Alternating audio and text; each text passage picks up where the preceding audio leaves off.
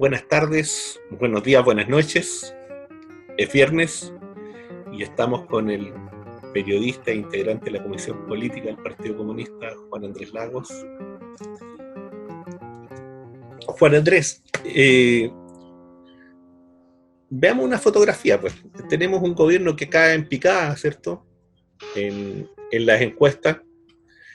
Tenemos un cambio de ministro, que puede ser tal vez una situación que no sea de gran interés, pero que para el gobierno hoy día, en la situación en la que está, sí es muy importante la instalación de un ministro, entre comillas, más joven, de otro tipo de generación, ¿no?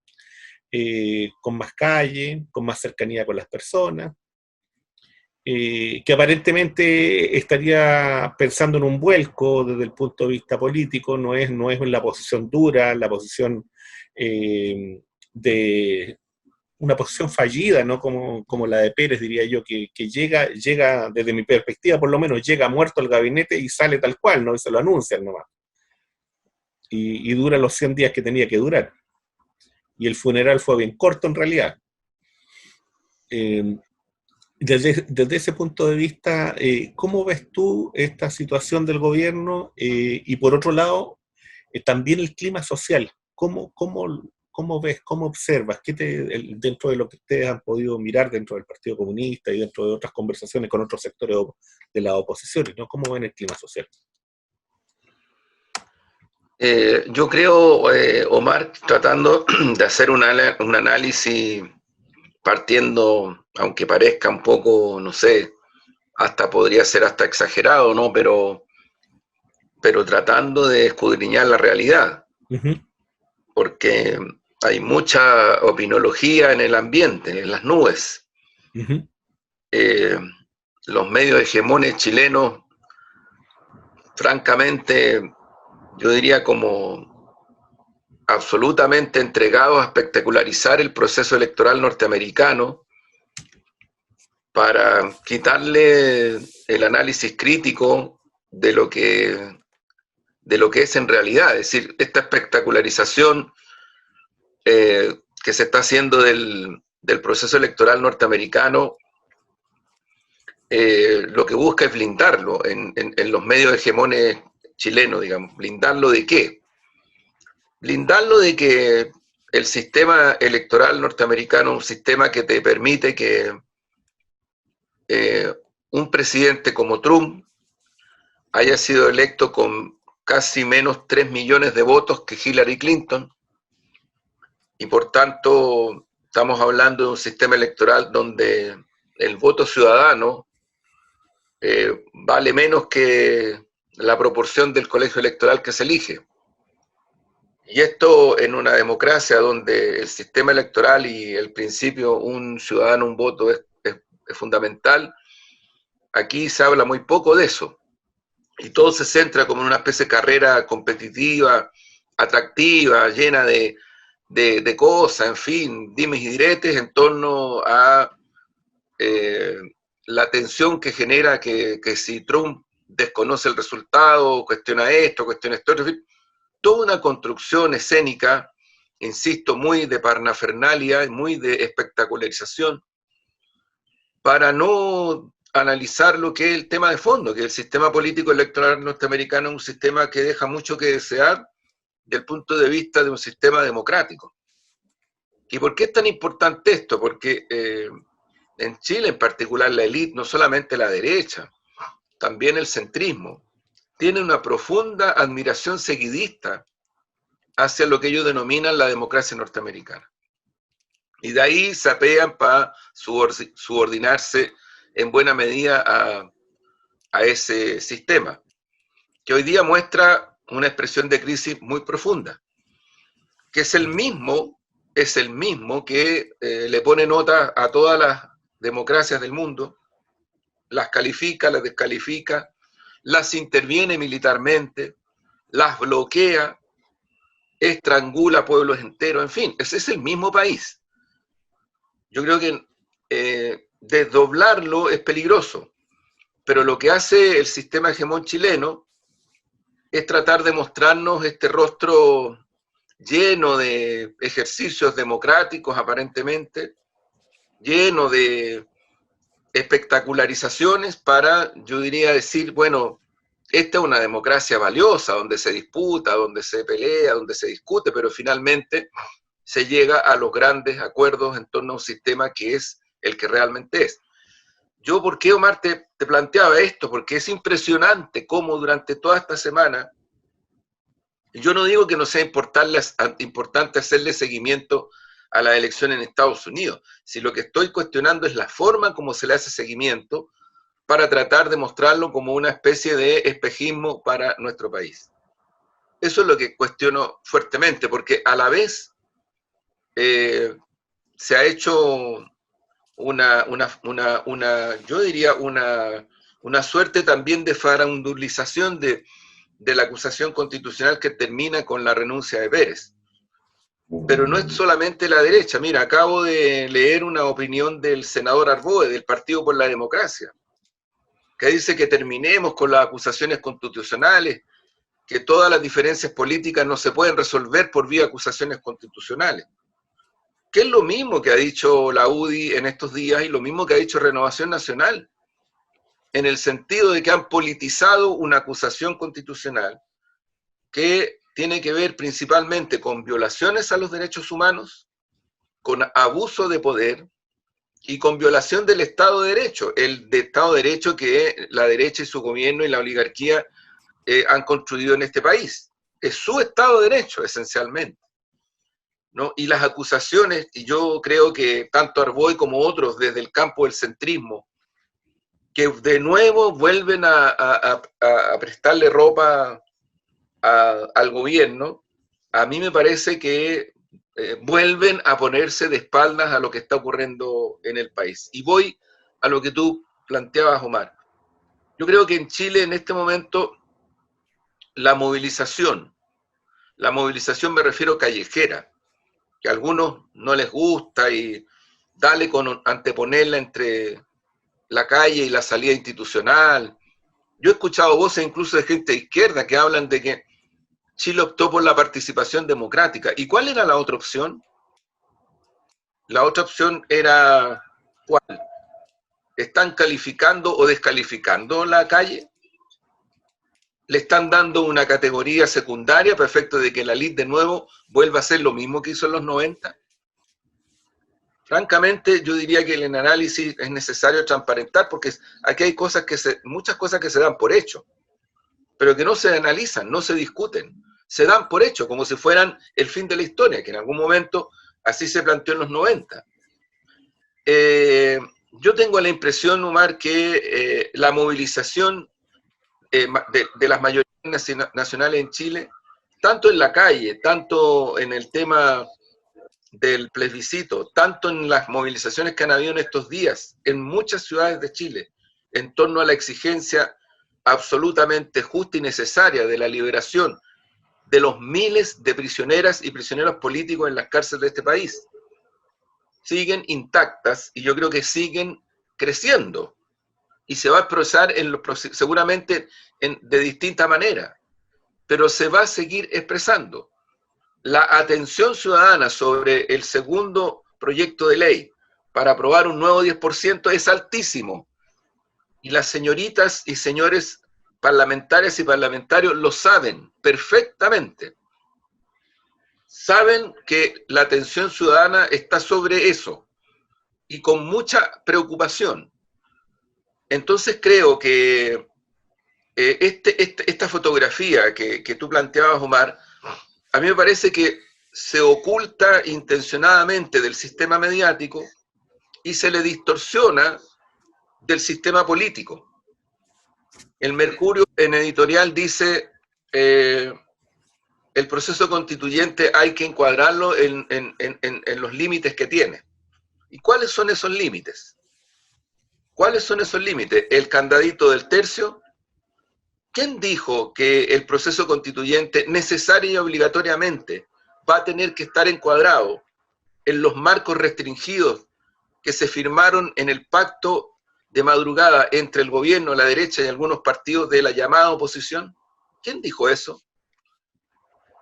¿Quién dijo eso? O sea, que se le da categoría de tiempo final, encuadro absoluto, rayado de cancha, a algo que nunca fue consultado a la ciudadanía, y lo que sí fue consultado a la ciudadanía lo que demostró es que está efectivamente por nueva constitución, de comienzo a fin, y lo que muchos dudaban y creían que no iba a ocurrir, el segundo voto incluso fue mayor que el apruebo. Es decir, la ciudadanía no quiere que la institucionalidad parlamentaria meta ni siquiera la nariz en el proceso constituyente. Ese fue el voto, literalmente.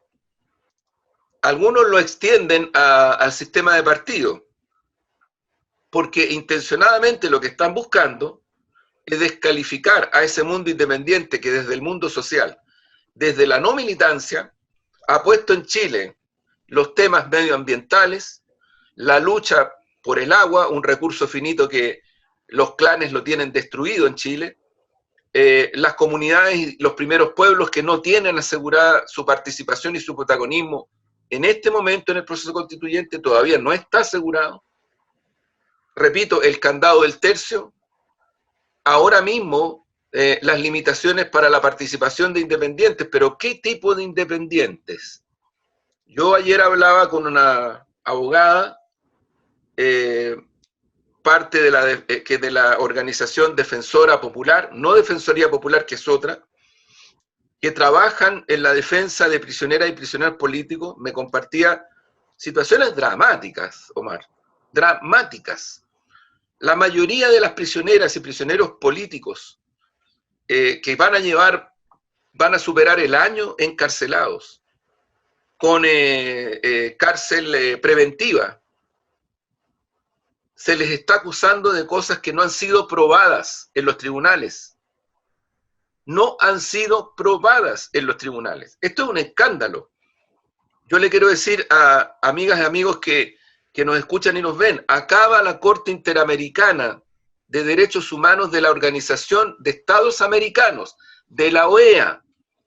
Ojo, de la OEA, no de Amnistía Internacional, no de la ONU, es decir, de la OEA, de la cual es secretario general el señor Almagro, un señor que es absolutamente subsidiario y partidario de las intervenciones, del golpe militar en Bolivia, en fin.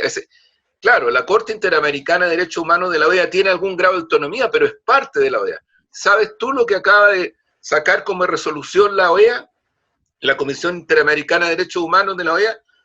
Que el Estado chileno ha violado los derechos humanos y el derecho internacional al haber castigado el Poder Judicial a un juez chileno que, frente a la ausencia de pruebas de prisioneros políticos, los dejó en libertad preventiva. Porque ese juez fue castigado. Y la Corte Interamericana de Derechos Humanos, ahora está saliendo la declaración, acusa al Estado chileno de violar los derechos humanos y la libertad de expresión de un juez. Entonces se suma esto a una ascendente acusación al Estado chileno de transgredir derechos básicos. Derechos básicos. Entonces, esto pasa mientras, insisto, no hay condiciones todavía básicas y fundamentales para que el proceso constituyente se enriele de verdad. Esta abogada que menciono, que es defensora de prisioneras y prisioneros políticos, me decía que ella, junto a otros más, quieren ser parte del proceso constituyente y fueron al CERVEL a hacer las consultas pertinentes. ¿Con qué se encontraron? Con puras trabas y puras razones por las cuales finalmente en los hechos casi no tienen posibilidad de aspirar a ser candidatas o candidatos. Siendo ellos independientes, independientes que tienen una postura social y política y doctrinaria, ¿no? Entonces, creo que este tipo de cuestiones a mí me parece que son muy alarmantes, y por eso yo creo de que no le debe extrañar a nadie que la presión sobre el proceso constituyente para abrirle paso a una soberanía completa crezca en los próximos días y en las próximas semanas, se incremente, aumente, y yo creo que eso es absolutamente necesario, porque aquí hay dos posiciones ya adoptadas. Uno, los que dicen de que este es el encuadre y no hay que cambiar nada, y apuremos el tranco porque no podemos estar en tantos años en el proceso constituyente, porque pérdida de tiempo, porque, en fin, siempre están apurados. Cuando hicieron la transición pactada también estaban apurados, siempre han estado apurados. Y utilizan el tiempo político para reducir las posibilidades de participación popular y ciudadana, si eso es lo más grave. Y ocurre que mientras esto está pasando, hay una ciudadanía despierta, que se sigue expresando en las calles, que está exigiendo la liberación de prisioneras y prisioneros políticos como una condición de darle al proceso constituyente un sentido soberano, que está presionando por cambios en ese proceso, para que los independientes y el mundo social y político que no milita, porque ojo, mira, yo más que hablar de independientes, hablaría de las personas no militantes. Porque aquí, curiosamente, en Chile, por un lado, la ley castiga a los partidos políticos, especialmente los partidos emancipadores, y por otro lado, castiga a los que no militan. En vez de estimular la participación política, sea en partidos o sea de manera independiente, el sistema, a través de sus leyes, lo que hace es castigar. Juan Andrés, Sí. disculpa, Fred, frente a lo que estabas planteando, porque recopilando, tú me estás diciendo, mira, aquí hay una dimensión del espectáculo que se repite, que se instala, que está instalada ya hace mucho tiempo, por cierto, que hoy día la vemos en forma, en su máxima amplitud, ¿no es cierto?, en cómo es cubierto y cómo es comentado y cómo es, en el fondo, digerido, ¿no es cierto?, a través de los medios de comunicación, el proceso eleccionario norteamericano, ¿cierto? Y con estos personajes bastante oscuros, ambos, por cierto. Por otro lado, está el gobierno, ¿no es cierto? Un gobierno que está en capa caída, un gobierno que tiene que asumir sus responsabilidades desde el punto de vista de las violaciones de los derechos humanos, del abuso. Y por otro lado está la ciudadanía, ¿no es cierto? O sectores de la ciudadanía organizados que están intentando de ver cómo participar de este proceso. Además de los partidos, ¿no es cierto?, que están en las oposiciones. Hay un tema ahí que a mí me genera, no conflicto, pero sí ¿por qué crees tú que todavía dentro del ámbito, a lo menos dentro de la encuesta y dentro de las fotografías, todavía las oposiciones no son capaces de capitalizar de mejor manera lo que está ocurriendo, esta caída libre del gobierno de derecha? Sí, ¿Qué yo crees creo, tú que está pasando ahí? Mira, te lo pregunto porque a lo mejor puede ser porque a lo mejor puede ser porque quienes están organizando estas encuestas lo hacen de tal manera que ese proceso no se desencadene y no se vea de forma tan clara, que puede ser esa una explicación, y la otra explicación, ¿no es cierto?, que el proceso de descontento es tan amplio, es tan generalizado, en donde todavía, ¿no es cierto?, dentro del ámbito de las oposiciones, no es posible, ¿no es cierto?, llegar a encauzar completamente este proceso. No sé si tú lo ves así.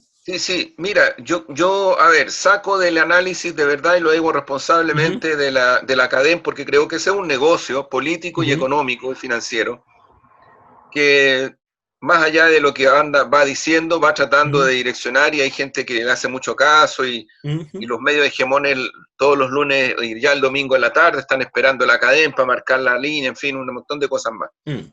Y ese es el mundo ficticio, pero a la vez brutalmente antidemocrático, que se construyó en los 90 para legitimar una transición pactada con el dictador y con el imperialismo norteamericano, que excluyó al Partido Comunista, a otras fuerzas de izquierda, y excluyó del protagonismo político, del proceso político a los trabajadores, trabajadoras, en fin. O sea, si nosotros estamos recién saliendo más del sistema binominal. El sistema binominal aquí construyó e intentó imponer el fin de la historia, a partir del cual te pongo un solo ejemplo. Comienzo 2000, Gladys Marín es candidata a senadora, saca 180.000 votos y no es electa.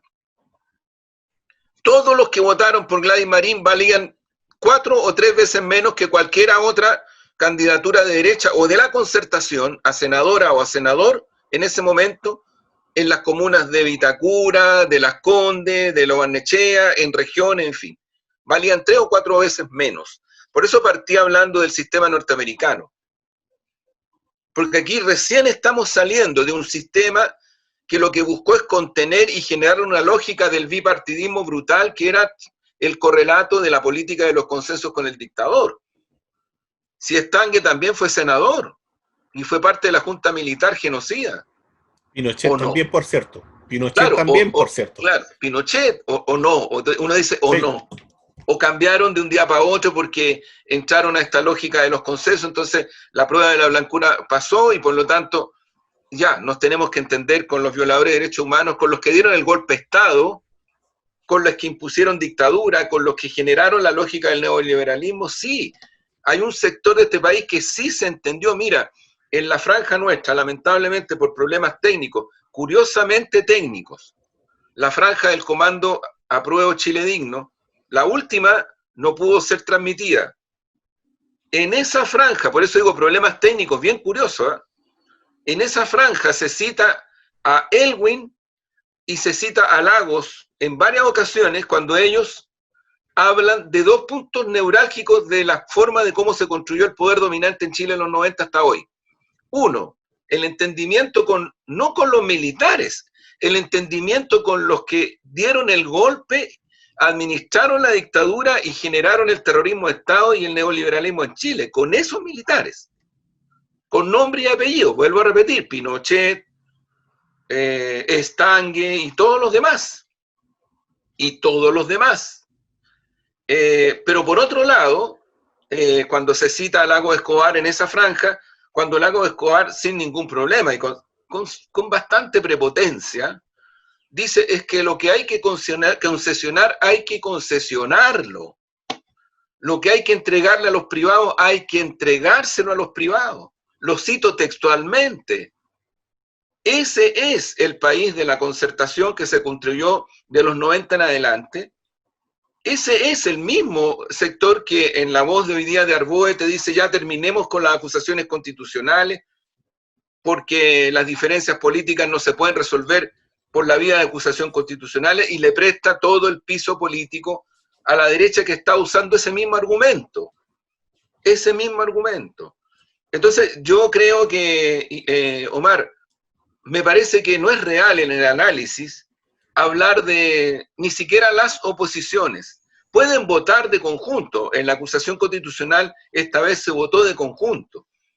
Pero eso no quiere decir que haya programas o contenidos comunes en muchos aspectos. Yo he dicho varias veces, en este momento en el Senado se está haciendo una reforma al sistema previsional que deja intacta a la AFP y le hace reforma secundaria al sistema.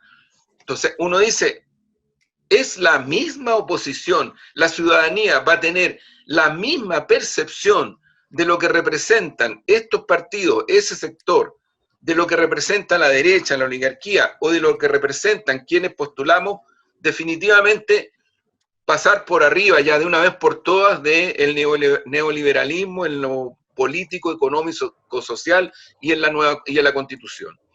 Entonces creo que las encuestas lo que están reflejando es un movimiento ascendente que va marcando tendencia. Las 3 encuestas, no la Academ, las 3 que salieron esta semana, que tienen grados de credibilidad porque de alguna u otra manera cuando han hecho proyecciones más o menos han andado relativamente cerca.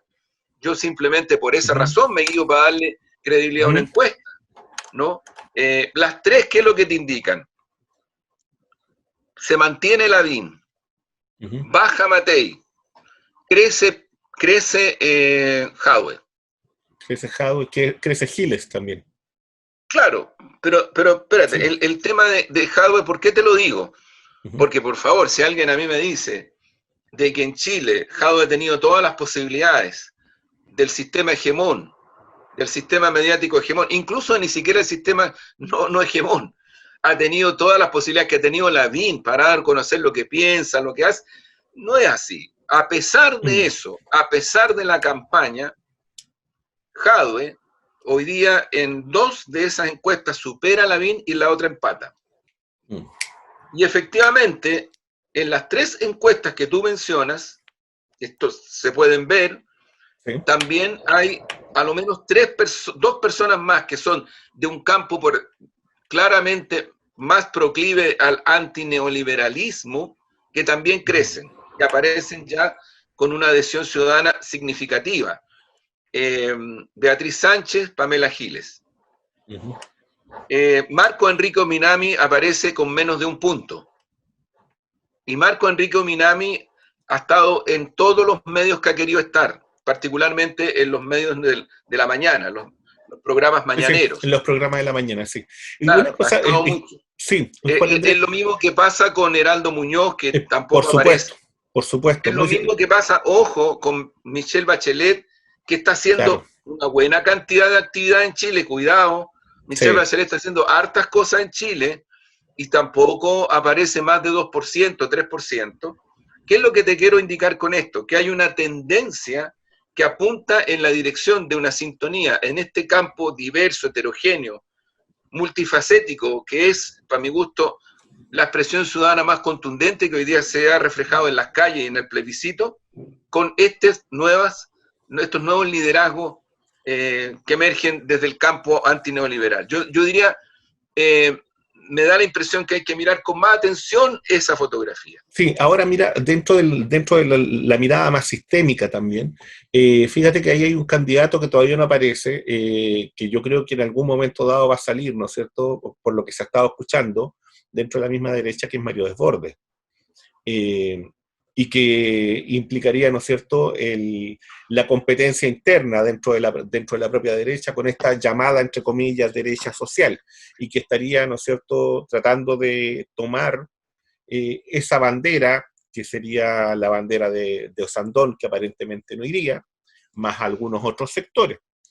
En ese sentido, podría ser también un cuadro, ¿no es cierto?, donde estaría Daniel Jadue, donde estaría algún candidato de la, llamémoslo así, de la vieja concertación, más estos dos candidatos de la derecha, que podría ser esa, tal vez, un escenario. Claro, estoy hablando de un escenario posible, ¿no? Omar, yo creo que las encuestas lo que están diciendo, y si uno las mira en detalle, mira en detalle, no solamente lo que se publica en los medios, mira los segmentos, mira los análisis de los fragmentos socioeconómicos, en fin, el tema etario, en fin. Yo por lo menos, ¿qué puedo deducir de lo que he podido leer y estudiar de las encuestas? Una, que efectivamente la derecha de nuevo va a hacer un ejercicio que históricamente ha tenido la capacidad de hacerlo varias veces, que es unirse. Unirse en torno a intereses de clase, en torno a intereses económicos, en torno a un proyecto de país. Unirse. Y creo que eventualmente lo que puede ocurrir ahí es que haya una primaria donde estos liderazgos compitan y salga el que los una a todos, incluido José Antonio Kast, sí, que ha demostrado que estratégicamente él no tiene ningún problema ni con Lavín, ni con Evelyn Matei, ni uno. O sea, ahí no está el problema en la derecha. La derecha se está ordenando políticamente, estratégicamente, como lo ha hecho muchas veces en la historia de Chile. En este otro lado, hay una disputa por la conducción del proceso. Sí. Y a mí me parece, yo francamente te digo, mirando las cosas como están, o sea, yo lo único que le pediría a gente como Arboe, a gente como Heraldo Muñoz, a gente como Fuad Chaín, a gente como Carolina Goich, que de una vez por todas digan si están dispuestos a aceptar un programa y una candidatura antineoliberal en Chile como parte del legítimo ejercicio democrático. Porque eso es lo que no han hecho. Y eso es lo que está provocando problemas en la ciudadanía. Porque están tratando de evitar y de bloquear, más que la erupción, porque ya irrumpió, el crecimiento de esta tendencia lo están tratando de limitar de manera bastante poco democrática y bastante cretina.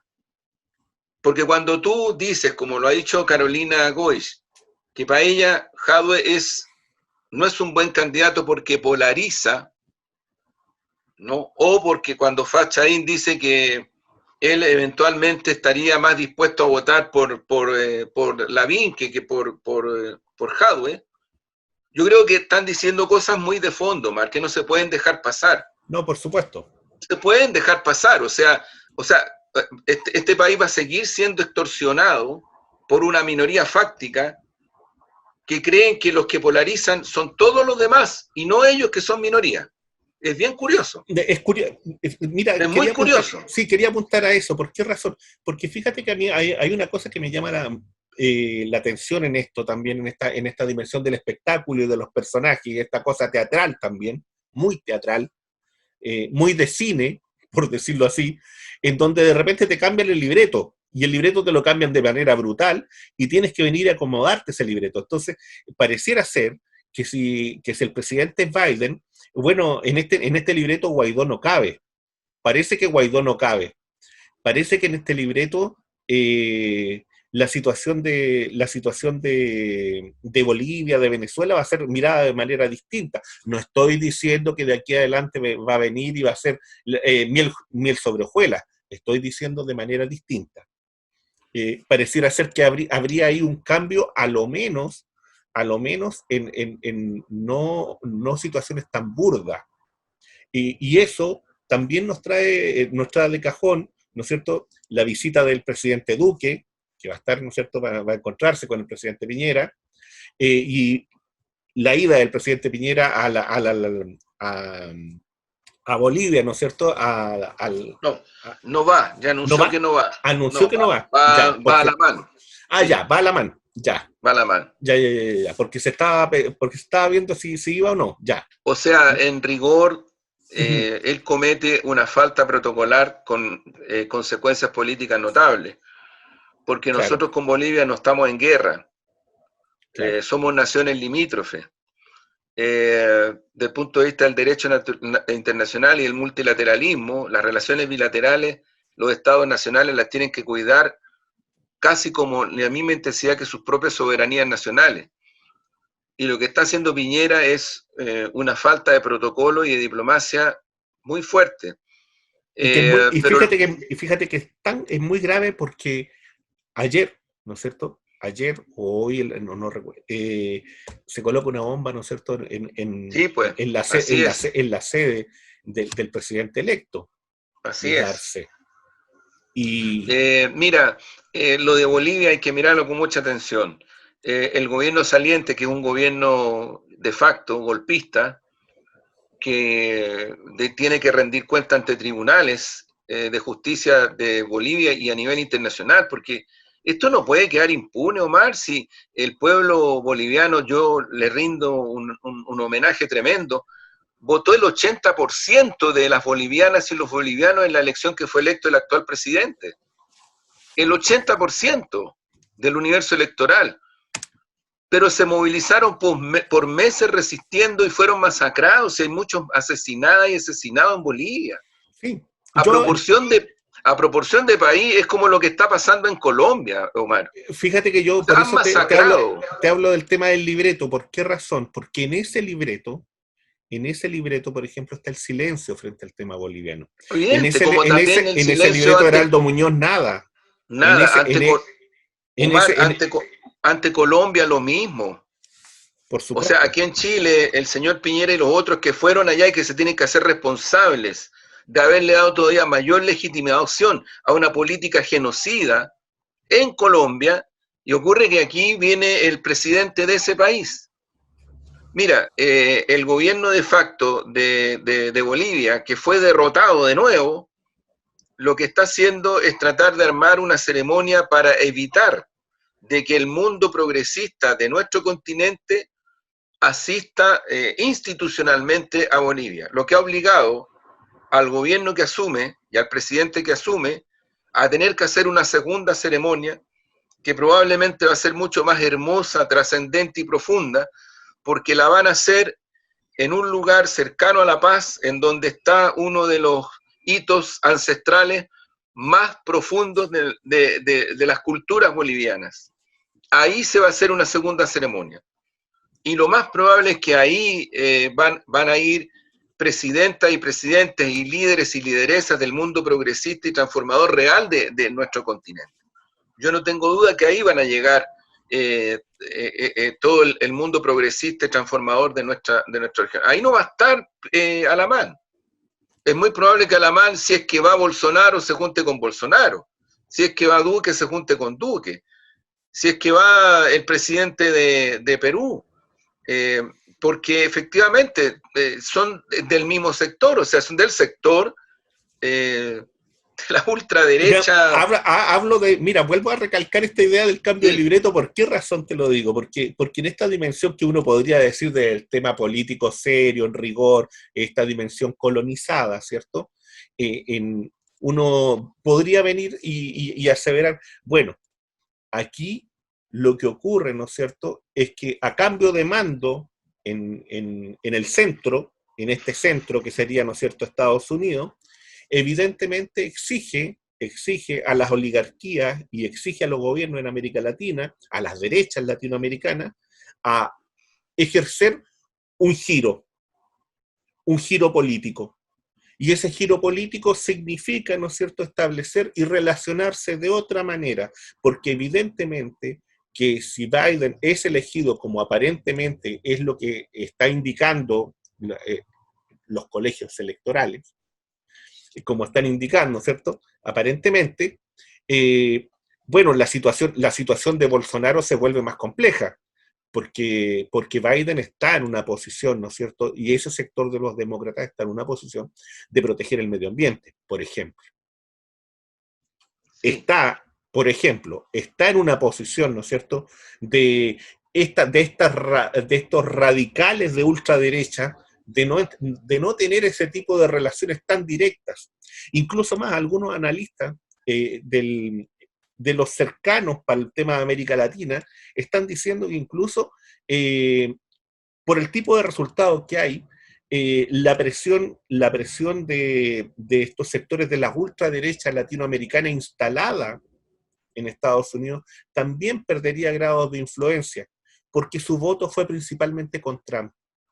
Y ese voto de Trump no fue suficiente como para que pudiera ganar. Es alto, porque eso también hay que tomarlo en consideración. Aumentaron el número de congresistas, aumentaron el número de senadores. Así es, mantienen mayoría en el Senado. Exactamente, pero no ganan la presidencia. Sí, y eso trae consecuencias para acá también, pues evidentemente que los monitos se mueven para acá, ¿no? Sí, mira, ahí, Omar, yo creo que ahí sí, el cuadro interno norteamericano es un cuadro muy complejo. Yo creo que a Trump le está pasando la cuenta la pandemia, el uso como él abusó de una política que está dejando centenares de muertos, centenares de miles de muertos en Estados Unidos. Y yo creo que también le pasó la cuenta que en algún momento algún segmento de ciudadanía norteamericana se percató de que lo que Trump había ofrecido al interior de Estados Unidos sobre la base de considerar a China como su enemigo económico, sobre la base de estrangular, porque la verdad es que yo creo que en Chile se desconoce el nivel de estrangulamiento que hay sobre Cuba y sobre Venezuela. Sí, por supuesto. Aquí se desconoce, Omar. Nosotros mismos hablamos muy poco de eso. Y la verdad es que lo que ha hecho Trump con esos dos países y esos dos pueblos es una cuestión que yo creo que a mí por lo menos me produce una indignación muy grande, incluso por el rol que está jugando Naciones Unidas en esto. Lo mismo que está pasando en Colombia. O sea, en Colombia hay un genocidio tremendo, pero tremendo. Hay centenares y centenares de asesinadas y asesinados del mundo social. Y como que se naturaliza porque Colombia es como México, Estado fallido, entonces el narcotráfico. Es una cosa muy terrible, ¿no? Que particularmente en Chile, yo creo que ni siquiera, lo digo autocríticamente, la izquierda hemos tenido esa sensibilidad. Mira, pasando rápidamente, es como la naturalización de los muertos nuestros. Así es. A partir del COVID, 54, 60, la naturalidad. Claro. O sea, es común y corriente que hoy día mueran 50, 60 personas de COVID. Exacto. Y no pasa nada. Y con una manipulación muy grande. Entonces, yo creo, fíjate que la elección norteamericana lo que está reflejando es que hay un cierto movimiento muy limitado de votantes hacia el candidato que seguramente va a ser el presidente de Estados Unidos, hacia el candidato demócrata. Esto es muy distinto en el plano internacional, porque en el plano internacional, efectivamente, yo creo que la última experiencia histórica de la política internacional norteamericana en relación a nuestro continente, a su patio trasero, es una suerte de apertura sobre la base del multilateralismo, una apertura y un reconocimiento al derecho internacional, pero a la vez una presión muy fuerte sobre naciones como Venezuela y otras, en donde lo que han buscado es generar la misma lógica que esa política extranjera norteamericana justificó para la invasión militar de varias naciones en el Oriente Medio. Entonces, en eso yo creo que va a haber que estar muy atentos a lo que va a ocurrir, porque la política norteamericana de los 90, sobre la base del fin de la historia, la globalización del capital, derivó en las peores intervenciones militares en el Oriente Medio. Estoy hablando de Irak, estoy hablando de Libia, estoy hablando de Siria.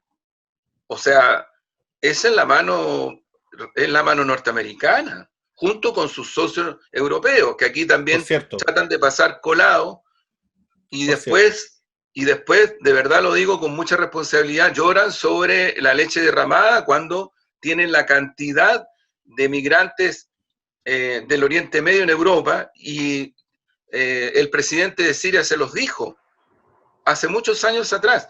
Una monja católica que vivió en Siria también lo advirtió en el canal católico más conservador que tiene el Vaticano, y ahí la entrevistaron, una monja argentina. Y ella decía lo mismo que dijo el presidente de Siria: miren, nosotros no nos vamos a hacer responsables ni cargo de la cantidad de personas que van a llegar a Europa, entre los cuales van terroristas,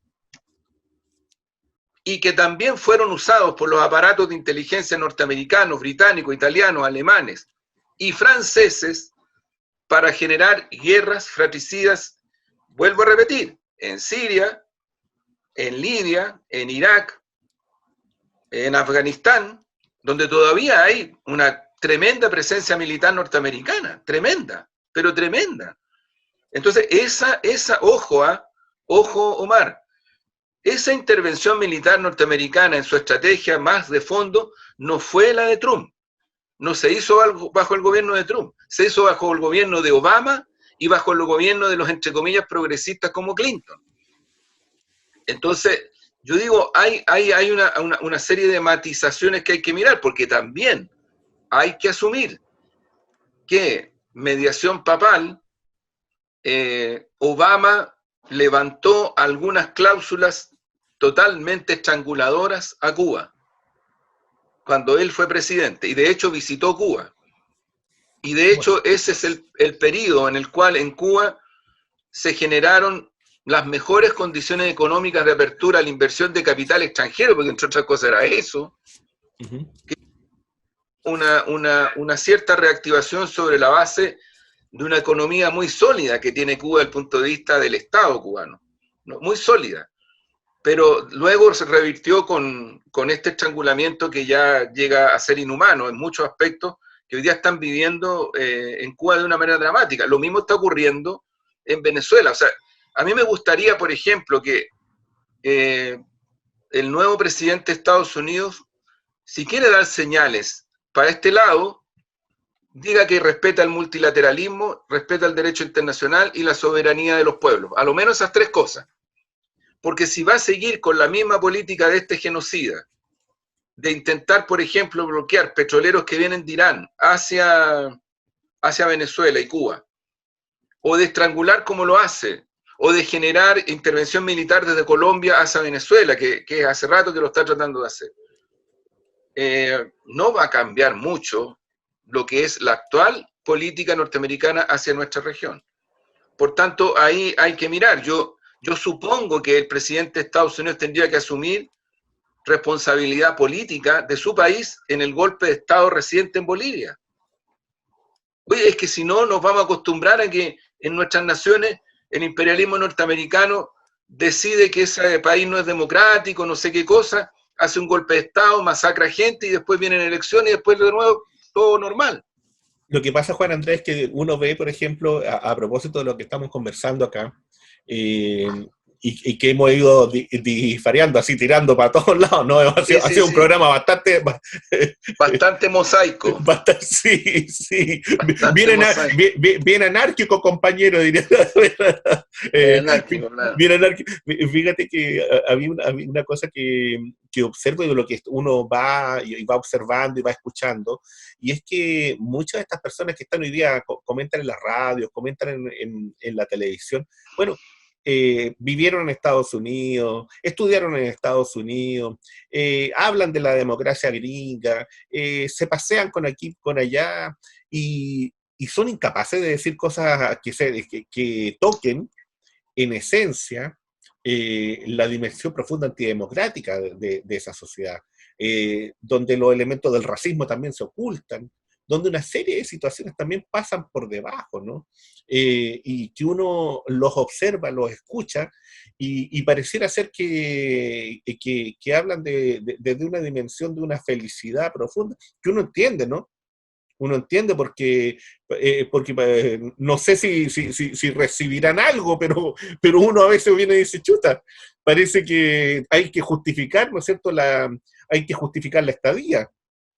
Bueno, el caso de Don Heraldo es más complejo, ¿no? Era el asesor de Condoleezza Rice, si no me equivoco, estuvo dentro del equipo de los asesores cuando les arranca. O sea, ellos ya hablan ya de otra, estamos hablando de otro tipo de personajes, ¿no?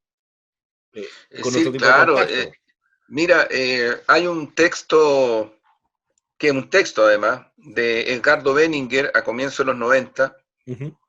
donde la borrachera, la embriaguez neoliberal y la globalización capitalista inundó a varios partidos que ya venían con esa lógica de antes también. O sea, hay que recordar que la democracia cristiana es un partido que en los estudios y los antecedentes desclasificados en Estados Unidos, no en Chile, lo que muestran es que incluso ha recibido mucho dinero por efectos de financiar la acción política de la democracia cristiana en Chile antes del golpe, en fin, o sea, estamos hablando de cosas reales, no estamos hablando de ficciones. Bueno, aquí trataron de inundar la idea de que ya terminemos con las teorías conspirativas, terminemos con esto del imperialismo, pero sí es totalmente natural de que los países transiten hacia formas políticas distintas. Bueno, en ese contexto, en los 90, Edgardo Benninger, que era uno de los que empujaba el carro en esa dirección, escribió un texto en donde otras cosas dice que en Chile nos vamos a tener que acostumbrar a que las grandes decisiones estratégicas que involucran a nuestro país van a ser tomadas en Estados Unidos. Así tal cual, ¿eh? Yo no estoy parafraseando, lo dice textual. ¿Por qué dice él? Porque también así como se produce una transnacionalización de la economía, se ha producido una transnacionalización del poder. Y por tanto es añejo esto de defender los estados nacionales soberanos. Eso ya no tiene sentido. Es el mismo tiempo, el mismo periodo en que el imperialismo norteamericano trata de instalar el ALCA en nuestra región, y gobiernos y luchas populares como la de Brasil, como la de Argentina, como la de Venezuela, como la de Cuba, como la de Nicaragua, como la de Ecuador, como la de El Salvador, mandan, como dijo Chávez, al carajo al ALCA. Y hay en estos días se está recordando ese acto de masas en un estadio de fútbol argentino repleto, donde estaba Fidel, donde estaba Chávez, donde estaba Kirchner, donde estaba Lula, y habían otros líderes también, Evo Morales, y en donde estos líderes en representación auténtica de sus pueblos declaran que el ALCA simplemente en nuestro continente no pasará, y no pasó. El ALCA era lo que Benninger brutal y descarnadamente dijo. Terminemos con las fronteras, aquí se acabó. Fíjate que en un gesto tardío, tremendamente caricaturesco, pero descarnado y brutal, en un gesto tardío, Piñera, cuando visita a Trump en la Casa Blanca hace unos años atrás, le regala una bandera Sí, norteamericana, ¿te recuerdas? sí, Y sí. al medio una banderita chilena. En el fondo le está diciendo lo mismo que dice Benninger.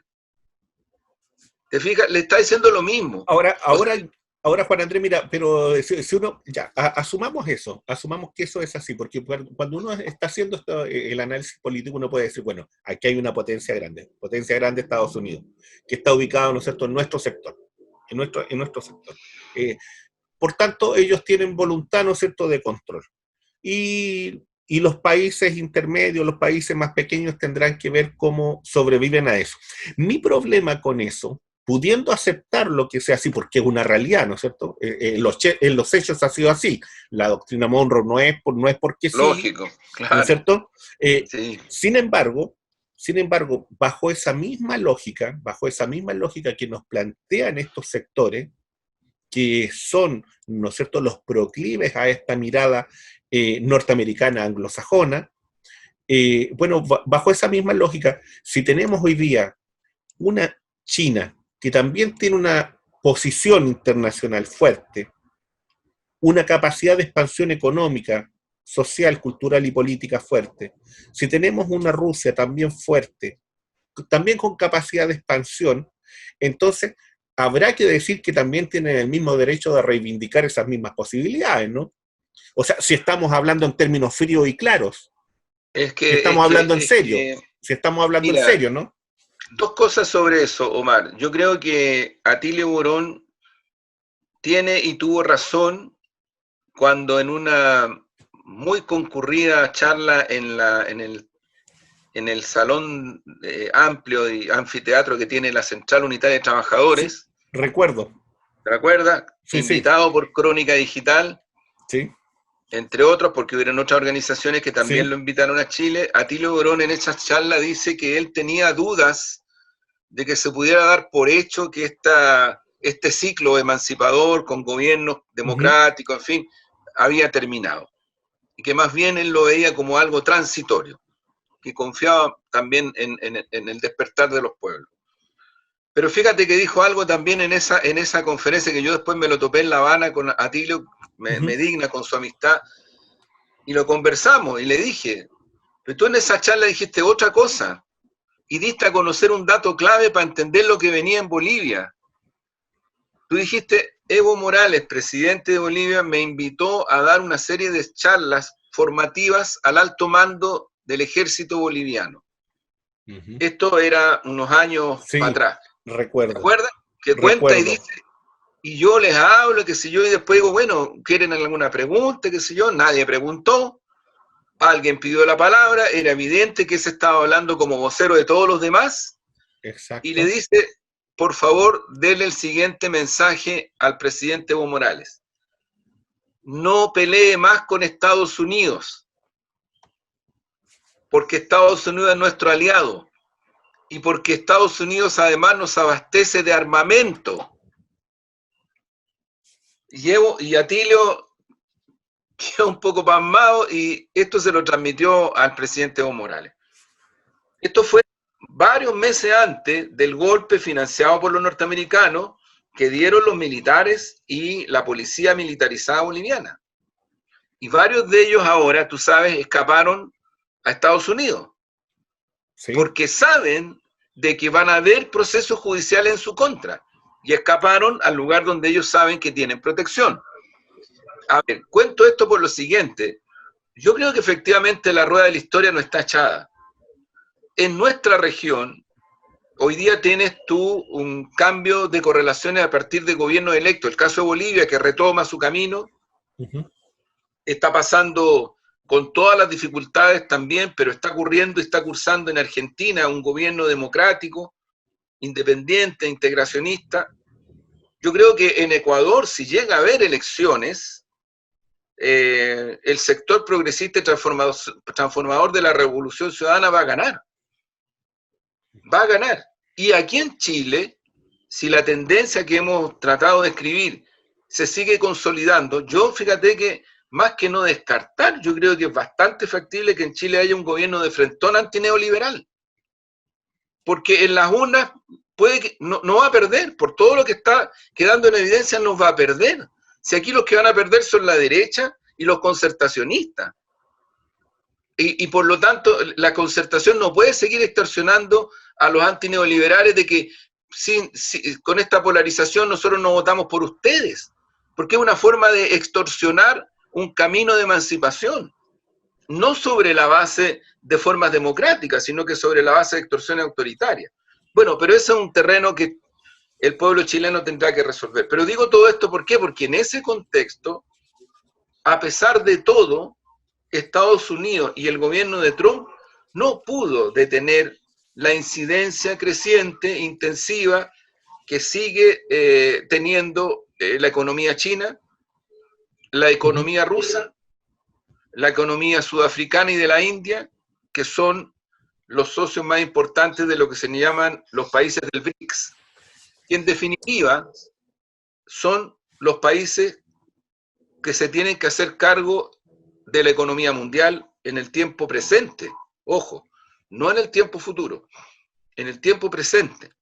Y por tanto yo diría que eso tampoco en nuestra región ha podido ser frenado. O sea, han habido muchos intentos, pero finalmente Estados Unidos ya no tiene la posibilidad, salvo de generar conflictos bilaterales militares o conflictos multilaterales militares, que ha sido una opción norteamericana en distintos momentos de la historia. No es la primera vez que lo haría, para detener un proceso emancipador de carácter más global o de carácter más regional, como es el caso de nuestro continente. Pero ese es el curso de los acontecimientos. Bueno, Juan Andrés, ha sido insisto, una conversación bastante amplia. Hoy día, yo creo que este debe ser unos programas más desordenados que hemos tenido. Hemos conversado muchos temas, hemos conversado de todo. Invitar a quienes ven este programa, a quienes nos escuchan, al Café Crónica Digital, Maturana con Huérfanos, ahí donde nuestro amigo Iván, un cafecito, una rica empanada, una conversa, esta conversa y otras más. Y una segunda invitación, a propósito del libro y a propósito de uno de los temas que conversamos. Entre la araña y la flecha, la trama civil contra la unidad popular, de Mario Amorós. Un texto bien interesante, ilustrativo de lo que pasaba en ese Chile de finales de los 60 y que termina, ¿no es cierto?, con el golpe de Estado.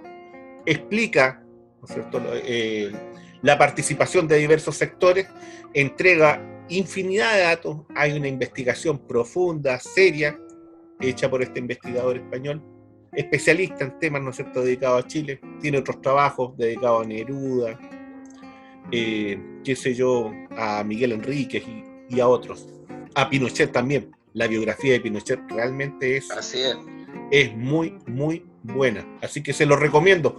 Está en la editorial Random House Mondadori, pero les voy a decir una cosa que a lo mejor Mario se va a enojar conmigo y la editorial también. Si ustedes salen un día sábado y se van a comprar una frutita, lo pueden encontrar. Hasta ahí llego. Muy bien. Que estén bien. Chao, Mar. Un abrazo, pues. Que estén muy bien. Chao.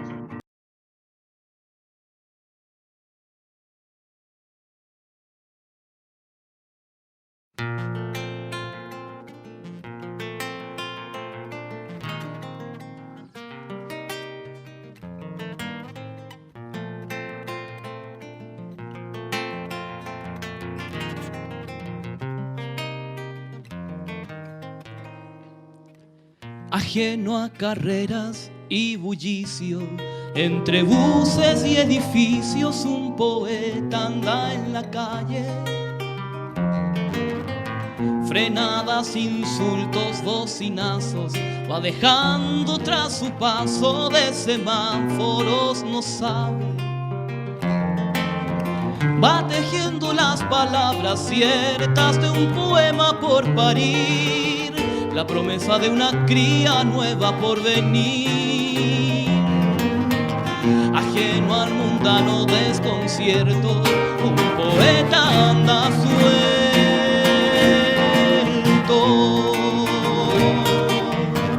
por otra dimensión, va brincándole el alma donde habita el amor, donde reina la calma, donde no hay polución, donde no hay estresados, donde aún la canción no la rige el mercado.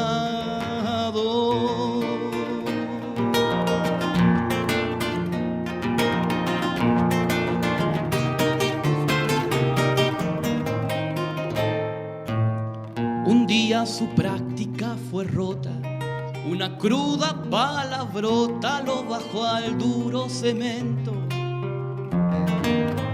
Entonces se contempló y dio cuenta que a su insólita existencia le estaba sobrando el cuerpo. Decidió dejarlo sin lamentos una tarde otoñal, y un impulso libertario inmenso lo echó a volar. Ajeno por fin al pavimento, un poeta se hace al viento.